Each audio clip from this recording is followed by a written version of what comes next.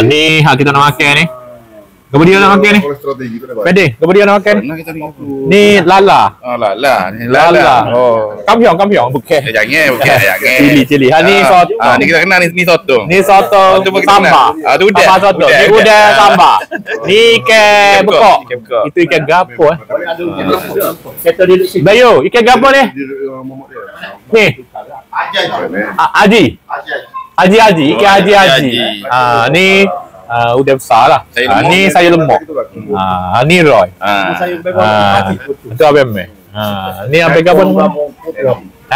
Pendi. Ni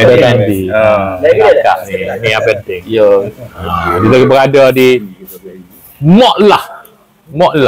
Lu kacik tu. Mok lah. Oh, ada signboard sini. Ada sini. Signboard. Nama dia Mok lah. Ikan bakar. Tu apa dia?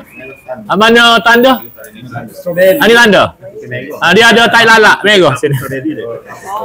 Ikan ni ada tai lalak merah dipanggil tanda. Satu mandi abu. Abu yang mandi, hal lain tak mandi. Ni. Ni menu baru ni yo. Ni menu baru lemak. Saya masak lemak sebab dia ada ikan bekok, dia ngam dah. Dia kamcing dengan ni.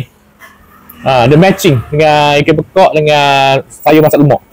Oh tengok ni ikan tai lalak merah.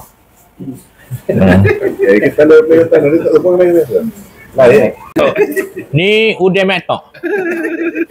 Udang ketok. Metok. Kecil-kecil tu tak panjang, tak besar tu panggil metok ada. Pendek-pendek tu.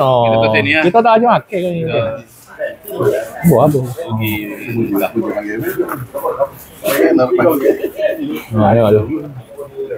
Banyak tengok tu. Oh, hari ni kita berpesta ikan yang fresh. Di mana? Mok lah ikan bakar. Patah senuk. Kita nak makan ikan ni. Ikan ni nama dia apa? Tanda merah ke apa? Banyak dia. Banyak ikan. Lain-lain. Oh, marah dia. Ikan apa ni? Ni bawah mah.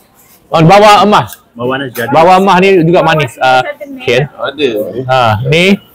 bawah emas dia boh.